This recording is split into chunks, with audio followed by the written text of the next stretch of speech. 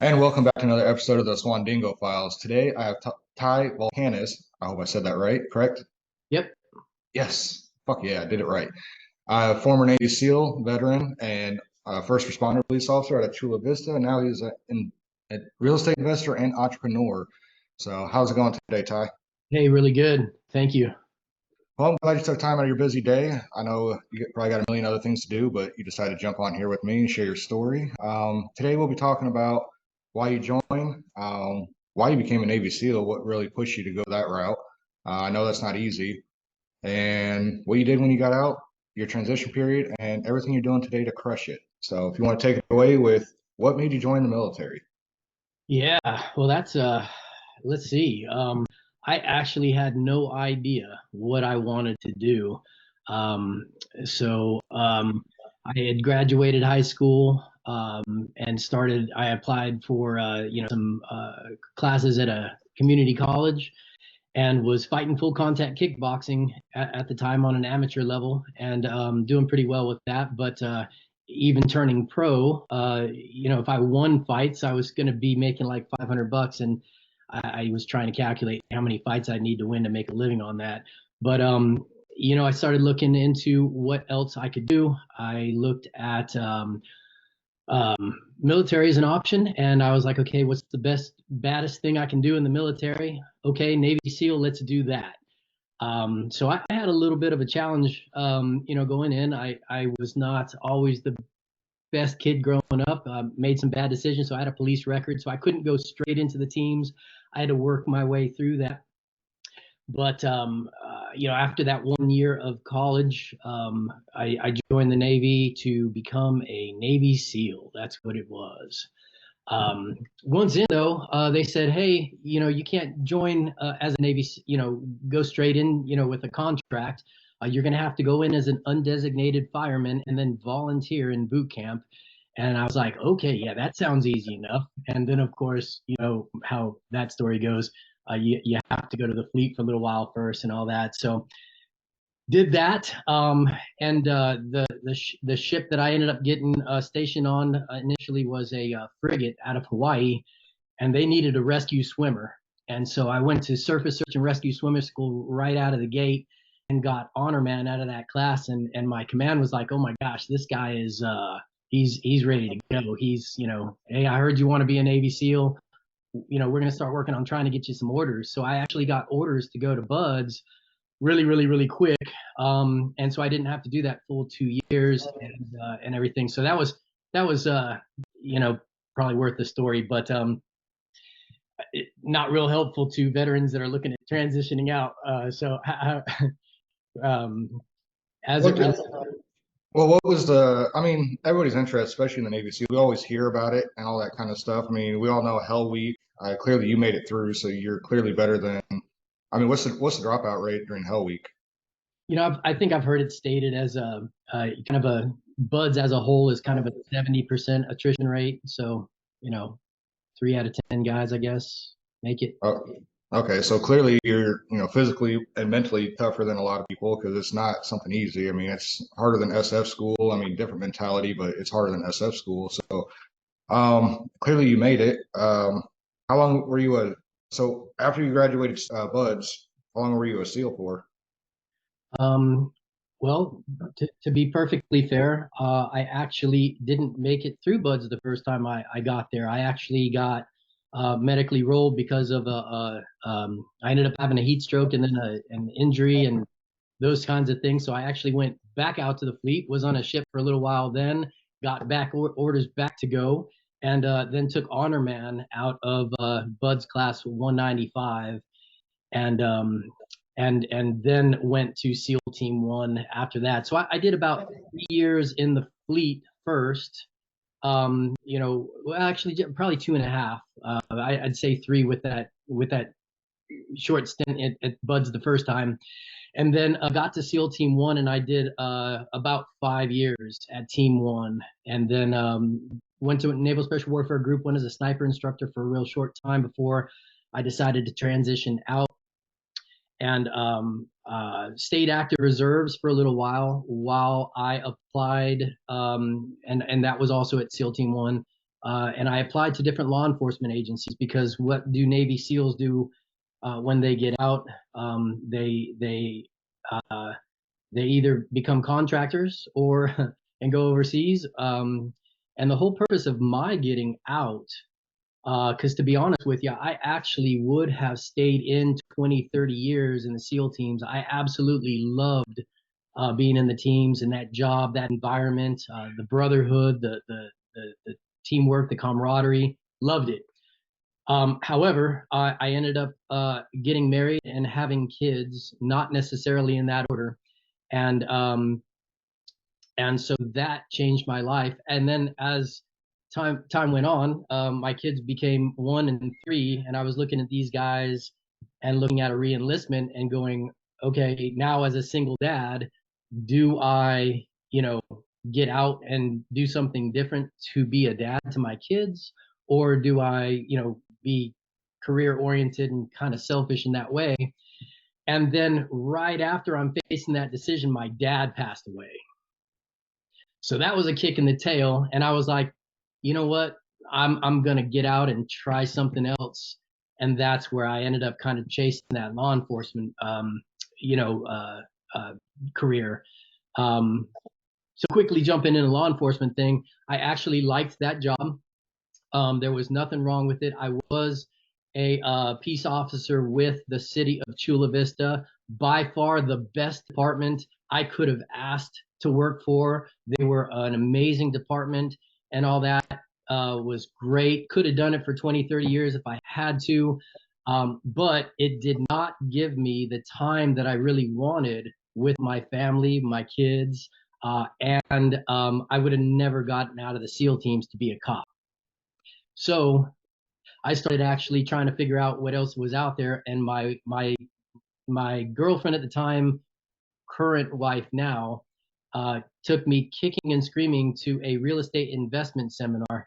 And once I was exposed to that and started getting my brain turning on the real estate aspect of it, it grabbed me like a pit bull and it never let me go. And I absolutely love what I do in my business now. So during working as a cop, I started my own business investing in real estate, and was able to resign the cop job shortly after that. Um, the cop job, besides the kids, my mom was going through some hard times and her health was kind of wavering. She's still with us, but there were some things, and I was like, man, I need to transition out. So I started my own business. Within about a year and a half, I was able to resign the cop job and invest in real estate full time, and started my own business there. Within about 6 years, and now married to my then girlfriend and wife, I was able to help her fulfill a dream of owning a gym. She was in the fitness industry, a personal trainer and all that. And we were able to, take the money that we had made from one business, being the real estate, and then diversify and actually start a fitness and MMA gym in San Diego, California. And it actually still runs to this day, and I'm still 50% owner of that. That was started back in 2007, so I think we're going on 16 years of being up and running. And and then I also have another business where we actually help people. We do business brokering and franchise consulting. So I've got a few things going on with the real estate stuff. We primarily do apartment acquisitions now and land development. And we're primarily focused on the Charlotte MSA in North Carolina. All right, what fully does a real estate investor do? Like, what's the purpose behind them? I mean, everybody knows the title, but kind of gets it. But what is the full like job entail? Yeah, so real estate investing is quite a vast array of different facets. There's so many different channels of real estate. Initially getting started, back in the back in 2000, 2001, I was primarily doing single family fix and flip type stuff. We got to the point to where we were doing a few of these a month, and I started looking at a little bigger acquisitions, and that's where we got into doing a little bit of land development. And we did a couple condo conversions, and then we did some new build construction in Southern California, as well as in Arizona and Florida. So that was when things, kind of we started scaling the business. So that's where I got into um, the development side of things. Then in 2008, with the market shift, we kind of shifted with that, and now that's where we focused strictly on apartment acquisitions for the real estate investment side of things, and then land development as well. So we've got a couple projects going on currently that would be along those lines. Sounds like you're actually busier now than what you were before. I love being busy. My wife definitely joshes me about being such a work. Like, I love to be busy. I love to work. It keeps me young. It makes me feel alive. I love it. And so I actually have to wind down to remind myself to spend time with her. Kids are all grown out of the house now, so we're empty nesters, and making time for her is vitally important. Yeah, happy wife, happy life. So you got to make time for her too. So, Yeah. and it can be kind of challenging with I got 6 kids and a couple different jobs and everything, so it can be quite a handful, but we make it work. Yeah, that is a handful. Yeah. Let me know when you want another kid. I'll ship them all out to you. Right on. Yeah. So, where's your gym located at? It's the gym is in East Lake, Chula Vista, in the San Diego County, East Lake, Chula Vista. It's changed a little bit since we started it. They fine tuned it, and they do performance sports training as well as fitness classes, and have an excellent boxing program there, and Nice. Muay Thai kickboxing and boxing. Yep. That's good. It gives a couple different disciplines for people, and I need to get my kids into doing that kind of stuff too here soon because they're getting big and kind of help get their mentality in the right place and a release for their anger at times. You know how I got one that's about to be a teenager, and he's he needs to get a little bit tougher. He's a big boy too. He's like 130 pounds. He's like 5 foot something, and he's only 11 years old. So Good boy. yeah. Yeah. So go ahead. Sorry. No, I was just going to get into, maybe, I know this is for, veterans that are looking at transitioning out of the military. And, back when I transitioned out, there was not a lot of support at all. The support that they get now is incredible in my opinion. I've talked to a few guys that are, retiring or have retired here within the last few years that I was in the SEAL teams with. And just the resources that are available and the support that you guys get now is just absolutely amazing. So take full advantage of all of that. If you still have some time before getting out, try to think about the future and what it is that you want to do. See if you can line up a little bit of education. See if you can line up, some ways to be able to learn more about what it is that you want to do. If you're transitioning out and staying in the same field that you did while you were in the military, that's great. My son's in the Army, and he's an air traffic controller, so he's going to probably get, 3 years in. He's got 3 more years to go. He's probably going to stay in that industry, and that's a great transition out. Me being, in the SEAL teams, my skills didn't translate out as well as air traffic controller. So I had to really kind of feel that out. So you might have to really, ultimately, I wish I would have known more about real estate before getting out, because I could have started my business a lot quicker and all that. But there was that learning curve and all that stuff. So I think learning whether or not you're somebody that wants to have a job and work for a company, what is it you're going to do, kind of thing. Start giving that a lot of thought now before you actually get out. And then if you have entrepreneurial background, Like I knew I had an entrepreneur in me. When I was, 12, 13, 14 years old, I would walk around the neighborhood with a lawnmower and a rake and a broom. And I would knock on doors and cut grass, and I would save up money, and I was able to buy, 50% of my first car by the time I was 16.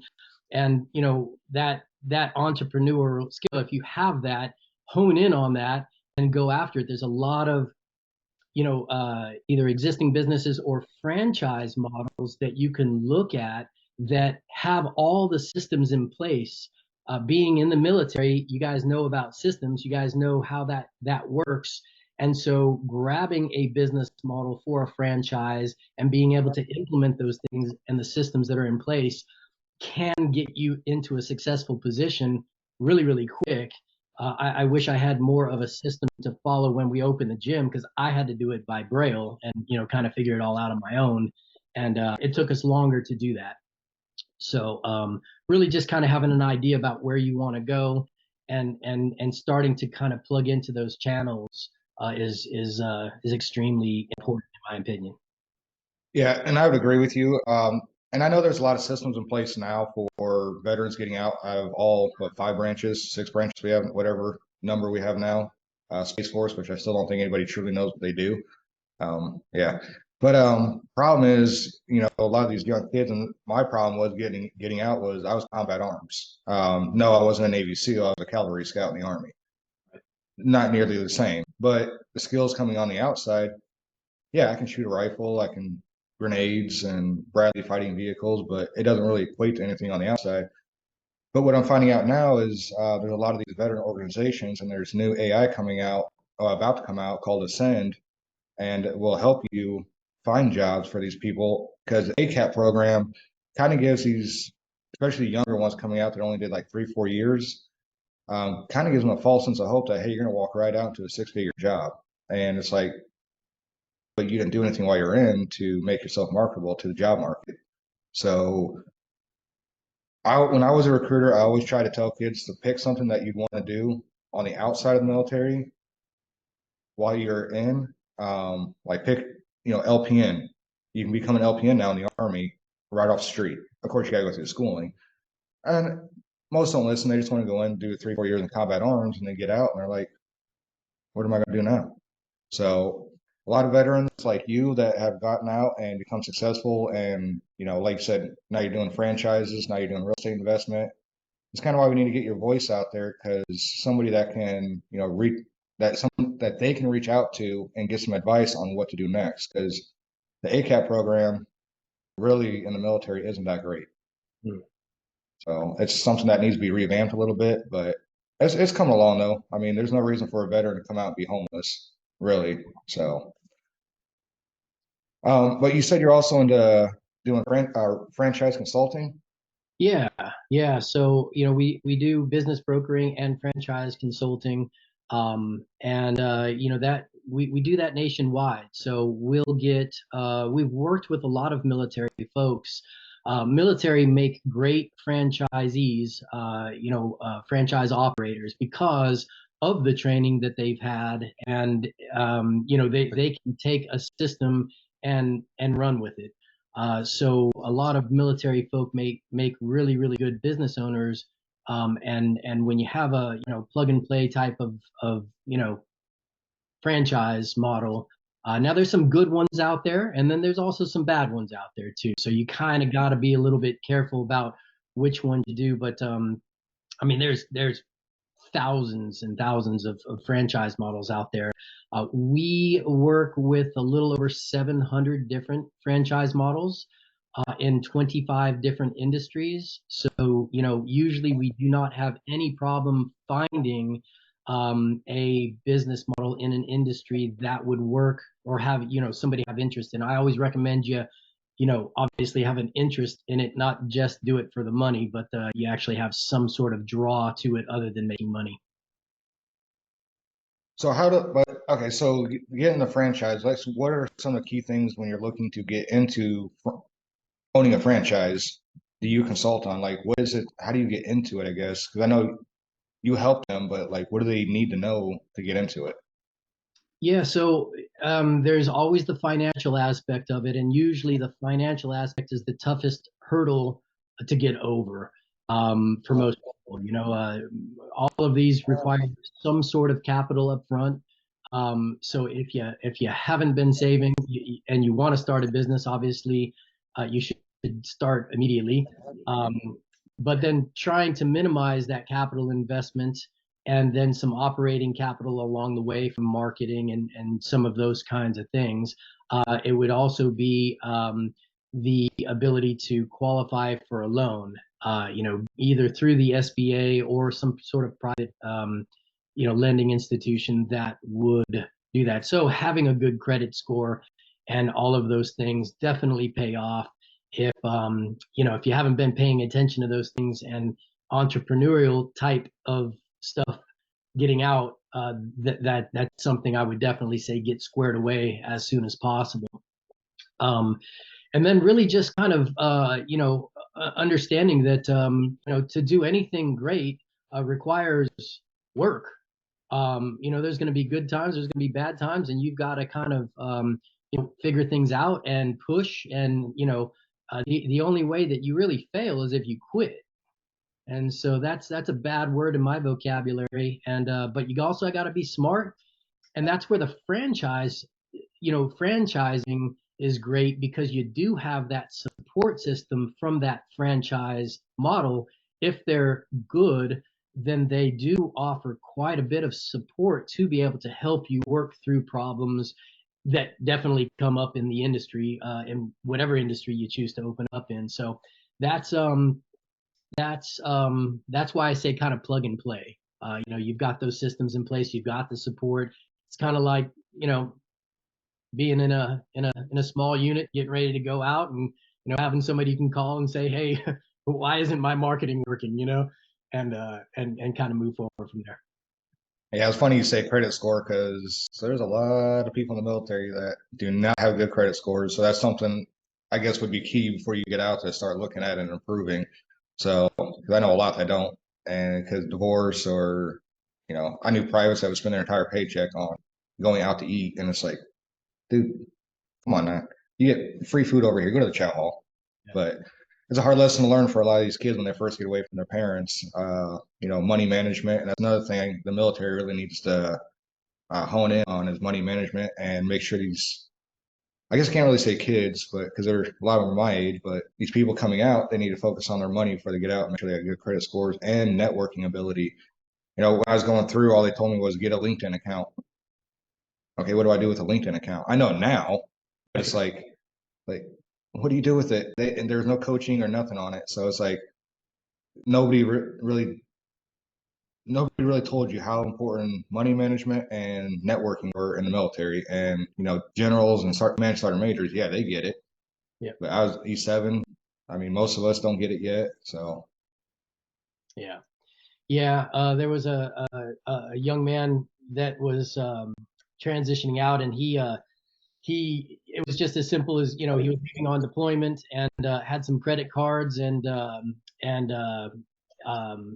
car loan. He parks his car for 6 months and uh, doesn't change his mailing address or whatever, and it ultimately end up getting his credit crushed. But going through and kind of fixing all that, it just takes a little bit of time. You've got to put a little time, energy, and effort into fixing those things.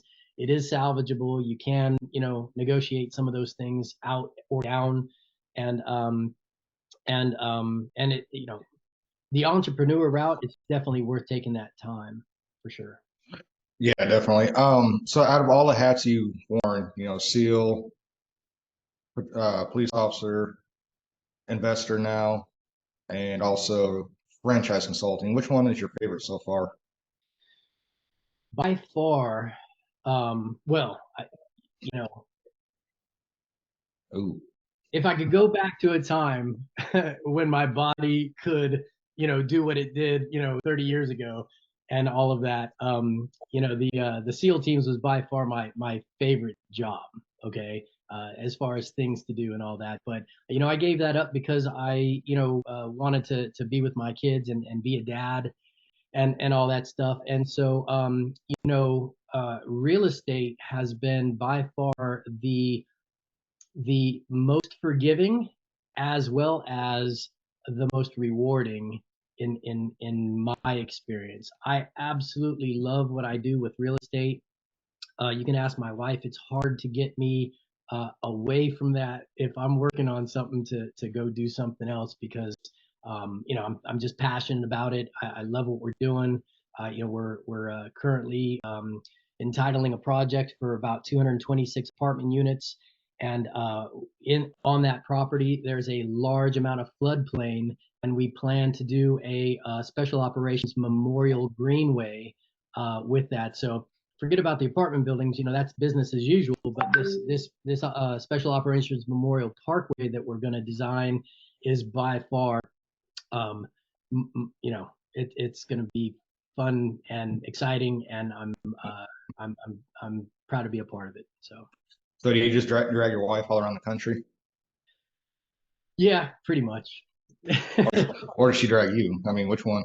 Well, we were in San Diego. I mean, gosh, here's how it worked: is I was in Charlotte, North Carolina, graduated from high school there, and then the military took me out of Charlotte about 33 years ago. So more or less, I'm coming home. My mom still lives in Charlotte, same house I grew up in actually, and so I'm actually coming home. But I will tell you this: when COVID hit, we still lived in San Diego, and that was kind of the straw that broke the camel's back, let's say. We decided for many reasons that we were going to relocate, and so that's what brought us out here now to the East Coast. We were already doing business out here, so it was an easy transition for us. But now we claim different residency and state. We're not in California anymore. So I don't blame you, honestly. I fled Illinois due to reasons for Texas, and I can't believe like the people, the culture down here. Besides Houston, how clean most of the cities are down here. It's just, yeah, it's a whole another world, and I love Southern hospitality down here. So, if somebody was to get a hold of you, how would they find you, and would you be willing to help them out too, if or consult with them, or help them get on the right path? I guess I should say. yeah, I would love to work with folks that are transitioning out that might be trying to figure things out. I was there. I felt like I was on my own. Did not have a lot of support, and it was uh, it was testing to say the least, challenging. So, if there's something that I can do, you can reach out. My LinkedIn profile is just my name, Ty Valkanas, Valkanas, and that's on LinkedIn. That's probably the best way to connect with me because it's simple. And and then depending on the circumstances, I mean, job advice, probably not the best, but I can, I've got people that are plugged into to different, I've got a SEAL team buddy of mine that actually does employment placements, primarily for special operations, but I think he works with all military guys. So if you're, looking for a job and you just have no idea, he might be able to at least steer you in the right direction. I can get you over. And then as it relates to entrepreneurial stuff, I can talk till I'm blue in the face. You give me, especially if you get me on real estate. So Yeah, I can kind of see that you're very well versed when it comes to real estate and stuff like that. So, which is good to hear because a lot of us don't really. For a lot of us, like that grew up during the recession. It still seems scary, and then you look at the market today, what's going on, it still seems scary today. But I mean, clearly, people like you are out there still crushing it, and I don't know. I mean, does the economy ever wane into your decisions on investing and franchising?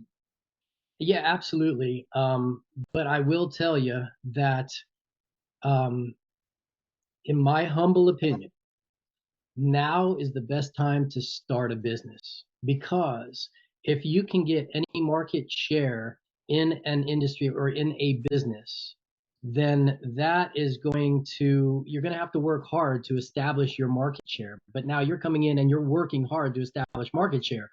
Existing businesses, they're like, oh my gosh, we're losing market share because we're not doing what we used to do. We're used to the easy ride. You're coming in working hard to gain market share. So on that upswing, when the market does come back, and it will, you're going to be able to ride that wave up. And that works for business and real estate, kind of the same. And it's an interesting dynamic right now. Yes, the market does play a huge factor into it, but there's only so much that me as a little guy can really control.